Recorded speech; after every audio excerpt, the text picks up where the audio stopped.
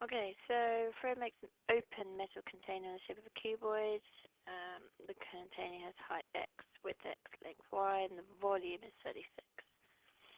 Okay, we need to show that the surface area is equal to this. Now, they've talked here about the volume, so that's going to obviously be important at some point. So, it's probably best to establish an expression for the volume. We know the volume of a cuboid is, imagine a vertex, there'll be those three measurements that meet there. So the volume, 36, would be equal to x times y. In other words, x squared times y. That enables us to find an expression for y. So y would be 36 over x squared. Now the reason I'm suggesting that is because we can see that our expression for the surface area does not include y at all. So, going back to the question, surface area. Hoping this is not news to you, surface area of a cuboid would be the area of each of the faces that we're interested in added together. Note there is no lid, so there's only one of those two. So we've got two of these. So we've got two lots of x squared. We've got two of these are x times y, and we've got one more x times y. Okay, so we've got 2x squared plus 3xy. But we've just established that y is equivalent to this, so this becomes 2x squared plus 3x times 36 over x squared. So that's 2x squared plus this x cancels with that one, or the squared part. 3 times 36 is 108, so that's 108 over x. There we go, we've shown that. Okay, part B, you didn't have to have been able to do part A in order to get B because they've given you the expression. We know that A dash indicates that we're differentiating. We also know that we shouldn't differentiate unless it's as a power. So firstly I'm going to rewrite my question, so that's 108x to the negative 1 plus 2x squared. Now differentiate, so our power comes in front, and take 1 off the power.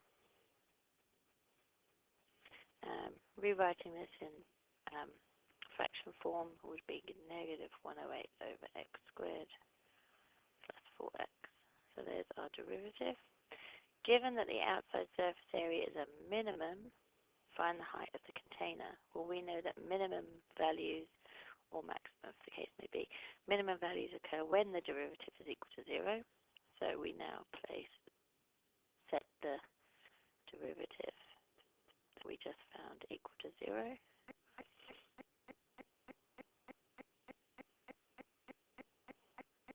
And rearrange.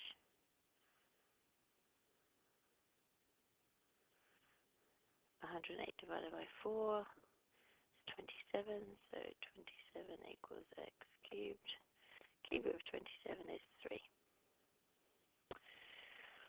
So the height would be 3, let's just check our units, meters.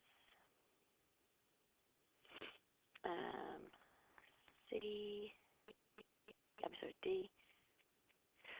Fred paints the outside of the container. A tin of paint covers a surface area of 10 meters squared and costs $20. Find the total cost to paint the container. So, first of all, we need to find the surface area. So, go back to our original formula. So that's 108 over 3 plus 2 lots of 3 squared, because we know the value of x is 3. So that's 108 divided by 3 is 36. Obviously, you can just use pen and paper. 3 into 10 goes 3, remainder 1, 36. Plus 2 times 9.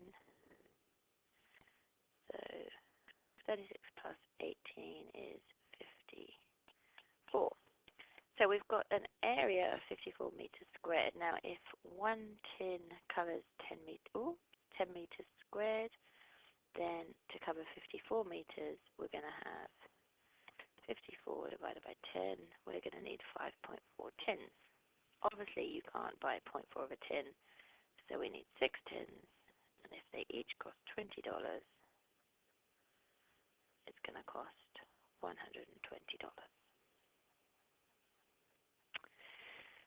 Following is for quadratic function. The vertex is a blah, blah. Okay, so this is completed square format, remembering that this value here is always given by this part of the vertex, and this value here is given by this value. And so h is 1, k is -9. Oh, here, sorry. Find the value of c. Alright, so we go back into considering our general formula. So we know that, what do they call it? Fx.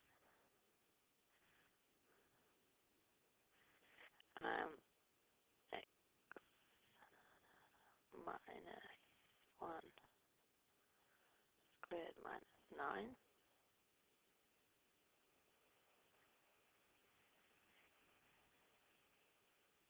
Yep.